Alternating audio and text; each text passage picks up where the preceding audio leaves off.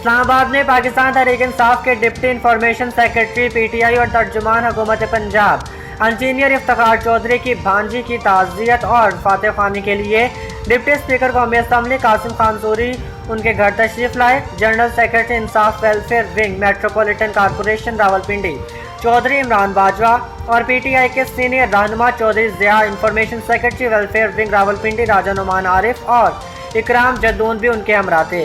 इस मौके पर डिप्टी स्पीकर कासिम खान सूरी ने मरहूम के लिए दुआए मग़फ़िरत की। इस मौके पर इंजीनियर इफ्तिखार चौधरी के बेटे और साबिक सदर यूथ विंग रावलपिंडी नवीद इफ्तिखार चौधरी भी मौजूद थे।